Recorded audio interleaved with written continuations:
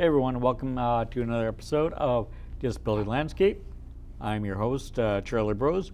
With me as usual, Mark Knutson, and Mark is going to introduce our guest for today. Yeah, today we're going to be talking with Mr. Borofsky, who's been involved in adaptive athletics. He's also been involved with the Timberwolves and the Lynx. And today what we really want to talk with Mr. Borofsky about is someone who was involved in adaptive athletics while Charlie and I was involved. I'm Jim Christy. Welcome to the show, Ed. How are you? Thank you. Glad to be here. So now, me and Charlie, we first met Jim Christy when he was operating the elevator at Marshall U. I think he was a student aide or something like that. I didn't know that. Yeah. I did not know that. Right. He was the elevator operator, and then also I think he also helped in the room with Mrs. Russell, student teaching, I believe, and that. But I was just curious because Jim also went to Marshall U as a student, so I would assume is that the first when you met Jim then, Jim Christy? Yes, as a student in the adapted class. Yeah, in the adapt. When did he, or when did it start the talk of possibly doing? Because Jim helped kind of in some of the initial phases of the high school league. When did he? Was it you or was it him or combination that kind of got the thinking of doing something with adaptive sports at the high school level?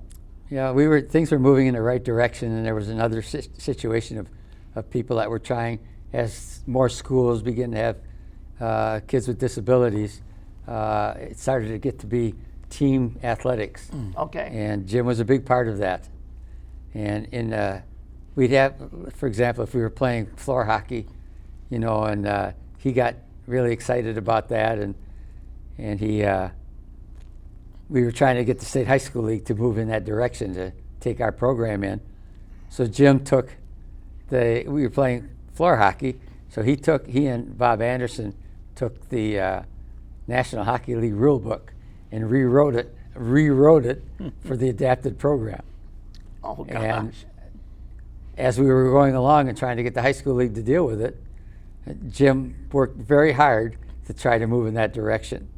And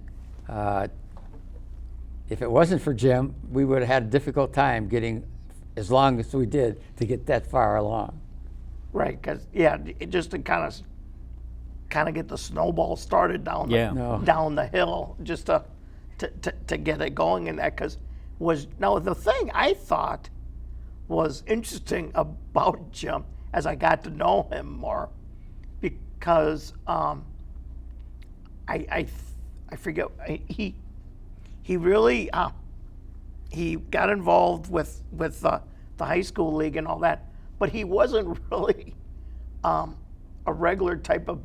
regular sports fan, and I thought that was always interesting because I know he would go to some Twins games, but whenever I tried to talk sports with him, it just kind of bored me. Do you know did he go to college at the U of? He went to college at the U of M. Yes.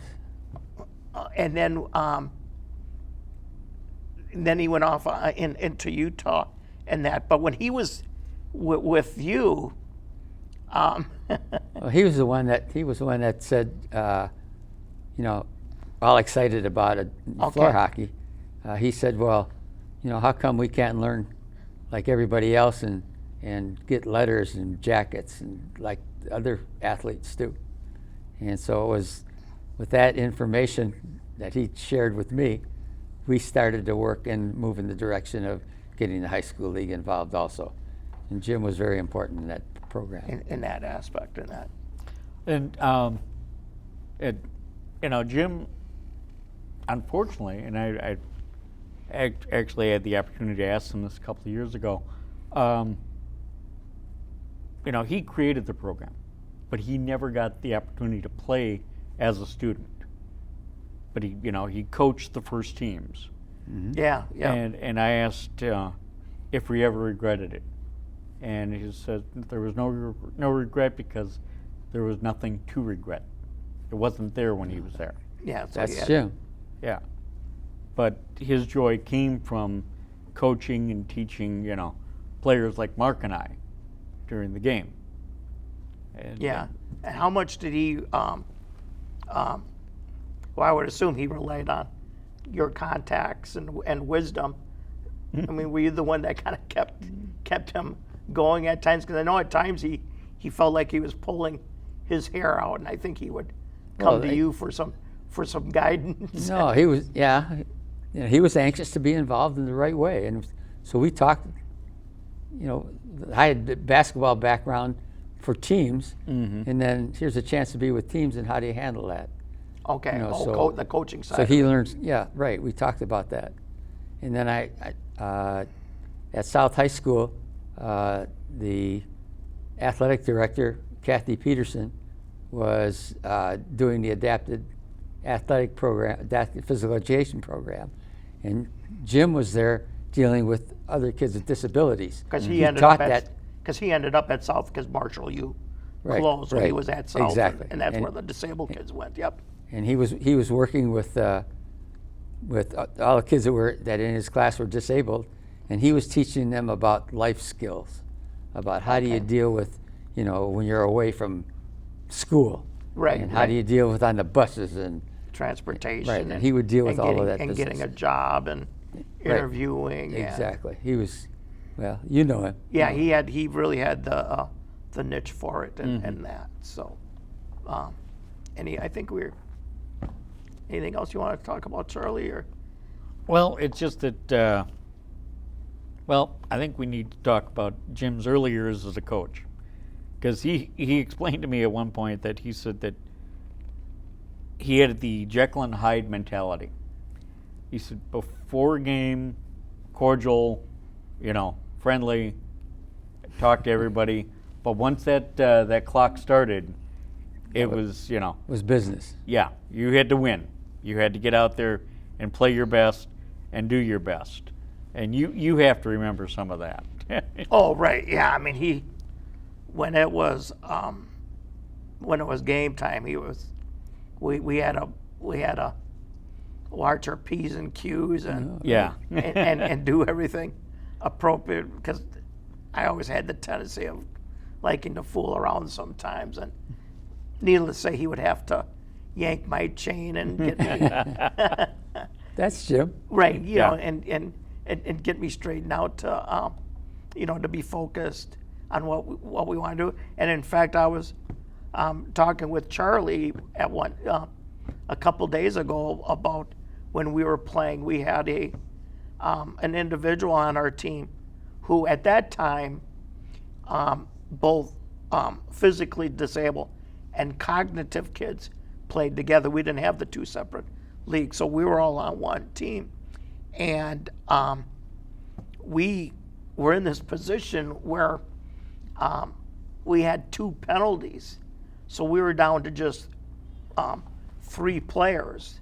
And so it was me, another individual in a wheelchair, because the rules stated you always had to have 2 chairs. 2 chairs on them out the there floor. playing, unless one of them was in the penalty box. Yes. But you had to have 2 wheelchairs, and one of them must have been one of the 2 that got penalized must have been a wheelchair, because all I remember was me on my scooter board, another wheelchair, and then we had this other kid who had a cognitive issues. And it was the first and thankfully the only time we were that short-handed by 2. And I was talking with Jim, trying to figure out what to do. And Jim, he said, Mark, let's try this. And that kid really liked Vampire. Dracula movies. Yes. He was very, he was very big into that. So Jim told the kid, because the puck is a red puck, he told this kid, you keep that red puck blood down at the other end. And it was very interesting because I really thought I was going to have to do a lot of work.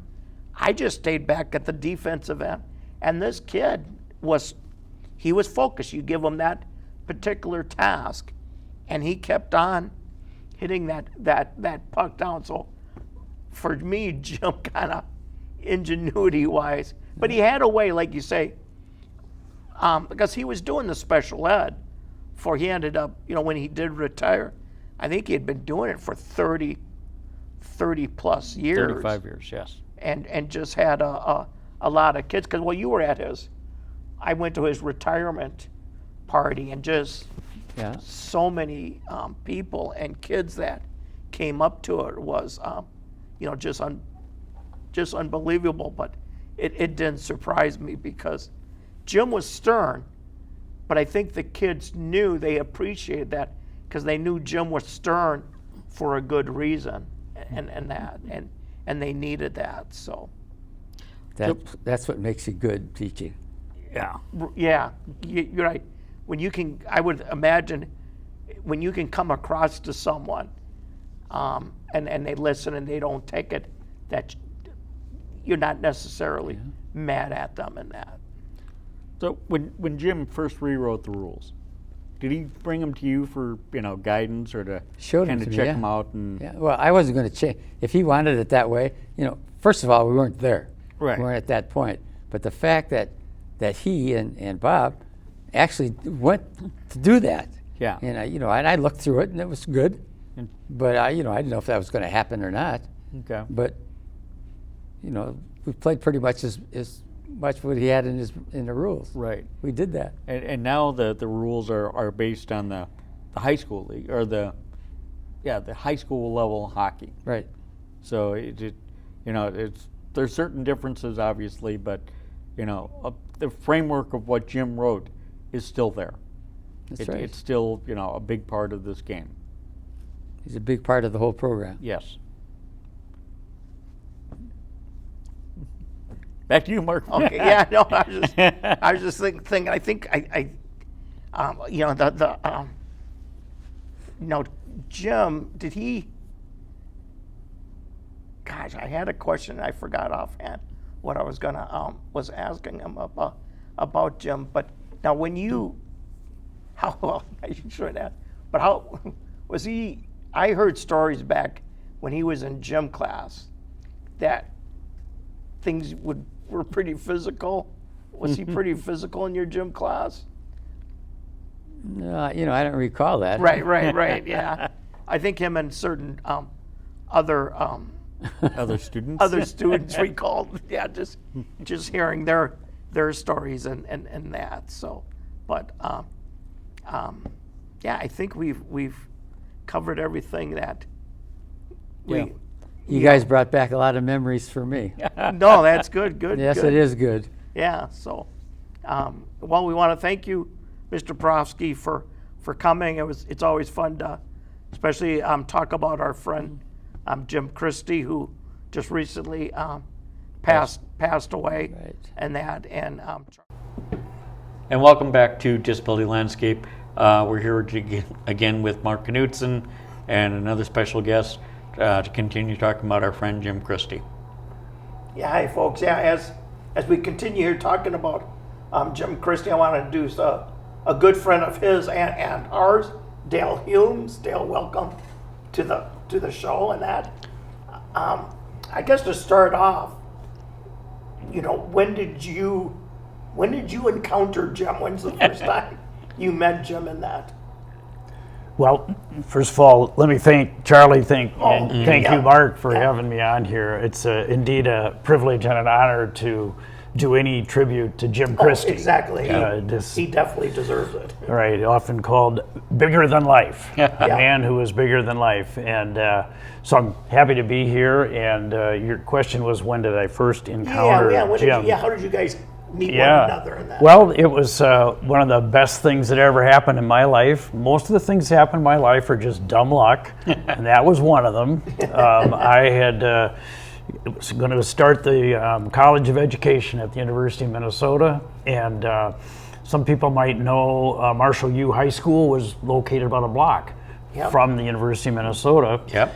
So I had moved into a boarding house very close to Marshall U to be close to the university, and I saw an advertisement on the wall at the job board at the university advertising a job at Marshall U High School, and it was actually working with disabled, hearing impaired, and back in the day what they called behavior management kids. Okay. All one big thing. And what I was hired for was an employment program for that clientele. Okay. Also, you were to run or work. Well, I was the aide. Okay. The aide. I for did that things like employment. set up the films, Okay. do the paperwork for the teacher and so on. Okay. Okay. Yeah, that's what got me into Marshall U High School. Okay. Okay. Yep. And me and Charlie, of course, know quite a bit about Marshall U, being that's where we went to. We went to high school. So then you met Jim then at Marshall U, I take it. Yes, I think probably the first thing I remember about Jim was meeting the guy that ran the elevator. That was, That was Jim. that was Jim. Yep. Right, and he was a very jocular person, I noticed right away. And this bigger than life label that got stuck to Jim, that I would say that's the first thing that jumped out at me, that this guy's special. He has something on his mind. You don't have just a brief chance encounter with this man. I think probably by the time I was done meeting him, he had signed me up to run the elevator for the rest of the day or some such thing. That was your, that sounds pure Jim right there. Yeah. He'd have you out whitewashing the fence for him then too, right? Oh yeah. Right out of yeah. Tom Sawyer. Yeah. Well, he clearly knew all the ins and outs of Marshall U High School. He was the go-to guy. Okay. Now, I had a teacher that I worked for, but if you really wanted to know what was going on, Oh, right. The in the inside area of- information. It was of Jim the that had that. disability students, you went to Jim. Oh, right. Yeah, Exactly. Jim would tell you everything. They had a special teacher for the disability students too, Mrs. Russell. Mrs. Russell. Oh, yes. Yep. And Jim introduced me to her, and he clearly was the kind of like the maitre d' of the whole program there. Yeah, and the other thing I thought that was interesting about him was that because of his disability, his cerebral palsy, it was a hard time sometimes understanding what Jim would say, but he never let that hold him back. I mean, he was always out there communicating, making sure he got his, I don't want to say 2 cents worth. I mean, there was times when he'd get his 2 cents worth, but there was a lot of times he wanted his voice heard because he had something important to say, and I thought that was always important. When Jim wanted to be heard, he was heard. Yeah. Oh yeah. No, he chose his words well. Thought about what he was going to say and how to make himself heard. And I think partly this program is about his work with starting the adapted athletic program, right? Yes. Right? Yeah, we talked. Yeah, Okay. exactly. Yeah, we talked about. Yeah, Yeah. we've talked about that too, where his involvement was with that, and then also did he with Jim though? He did more than. What else did he do besides running the elevator? Was that his primary? He seemed like he would. I assume he had other. Responsibilities. Yes, exactly. What they were, I don't really know. I know that he worked in this room with Mrs. Russell and helped tutor the students, Right. that kind of thing. Yeah, that's he probably right. had him as a tutor. Yeah. Yeah. My job didn't allow me to go in to do that, although I would have liked to do it. Right. Sure. But my job was a little different. But the other thing that he did was he kind of, he was a young guy then, Yeah. full of energy, enthusiasm, off on the big adventure of life. Oh, Yeah. that's for sure. And that's kind of where I was at the same time. So, but I needed a leader. Well, this may sound funny to people that know me, but at that point, I needed a leader. I was interested. I was interested in life and in doing some things. You wanted to grab things and do This things. guy was a guy to follow. This guy Right. had some ideas. He had some plans. Yeah, and one of them was at the time Marshall U had a really good state contender basketball team with Oh, certainly. Ed Prohofsky, the coach, Right. Ronnie Henderson. Yep. Kind of a short guy, but Right. Boy, was he a good player. And Lyman Irwin, I remember him, Lyman Irwin, a big tall center. Wow. And, I don't know if this started before I got there or not, but Jim right away, he said, what do you do after work? And I said, well, I study for whatever. And Yeah. he said, would you like to help me take kids to the basketball games? And I said, Jim, I got a 2-door car. I never stopped him. Yeah. Well, you're like, how is that going to work? He said, don't worry about it. He said most of the kids won't care if you kind of lift them and throw them in the back seat or whatever. He said, don't worry about that. They'll be more happy to be going somewhere than concerned about, whether they're got their seatbelt on or whatever. Yeah. Which I probably shouldn't be saying all that right now. We probably did a lot of stuff we shouldn't have done. Possibly. He might have been. Times have definitely changed. Allegedly. Times have changed. Yeah, allegedly. But that's what I think the first thing I remember doing with Jim was taking kids to the basketball games. Oh, so that's how he got you first right, involved with yeah. the kids with the disabilities, the special needs and that. So Right, yeah. And I just had a ball. It was fun. Yeah, I oh, don't yeah. know why. Why would that be fun? well, I just suppose because the young people involved were fun. Mark, you might have been one of them. Oh, Yeah, right, no? yeah. Oh, yeah. I was going to say, if you recall basketball, that's one of those winter sports, and there were some road trips we went to watch the basketball team, Yeah. and I always kind of wondered, are we still on the road here? I mean, there was a couple snowstorms, but Jim was gung ho enough to do it and that. Oh yeah. There was no stopping him. And I remember your dad too. He helped drive. I was just going to say exactly. I think that's when you met you met my dad. My dad met you because Jim also got my dad involved. So I think it was like a caravan of you and Jim and my dad doing these different road trips and that. So And one of the side things that happened during this time, I know that probably the program is more on the adaptive athletics. no, please, but no. This was- is more about Jim and This was right when the American with Disabilities Act was passed. I believe. yeah, that would be around that time. And there was an organization that was starting in the Twin Cities called the United Handicap Federation. Oh, right, yeah, And I remember that Jim and your dad yeah. got together a group, and we Yeah. would go to those meetings, That's right. Yeah. and then we would caucus at your house.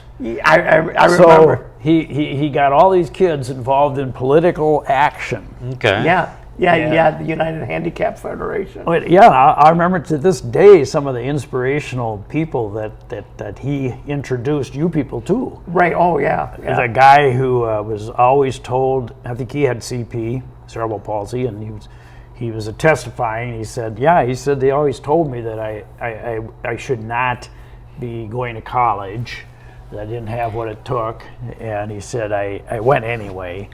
Yeah. And then they said, well, after I got through college, well, you shouldn't go to law school. You just don't have what it takes. Right. And I think it involved getting funded to do this. So this guy probably ended up funding his way through college.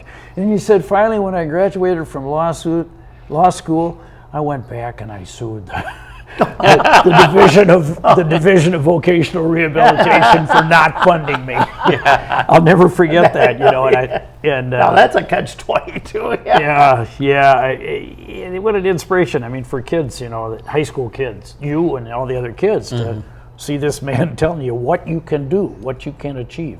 Right. And Jim was also involved in his own upward mobility as far as career goes. Right. And I think I wasn't aware of that at first. I might have thought that he and some of the older guys that he knew were just kind of fooling around with junior college. Yeah. Right. Kind of a funny story there is my mother taught at Minneapolis Community College, and some years later when I introduced her to Jim, she said, "Oh, we know each other." Oh, really? And She was in his class. well, yeah, and if you knew Jim, one of the things his bigger life personality was that life had to be fun. Yeah. Oh, yeah. And Yeah. if a classroom was getting a little dry, he and his buddies, Cassidy, Bob Anderson. Oh, yeah. Pat Cassidy, Bob Anderson. And, geez. and my mother said the story was where I had to scold these. And I said, "Boys, grow up." And Jim always said, that was a key moment for me, though. He said, I realized, that this wasn't just playtime. Oh, yeah. If you wanted to move forward in college, you had to Right. be serious sometimes. Yeah, because... So again, Dale, thank you. Mark, as always, this has been another episode of Disability Landscape. We'll see y'all soon. Thanks.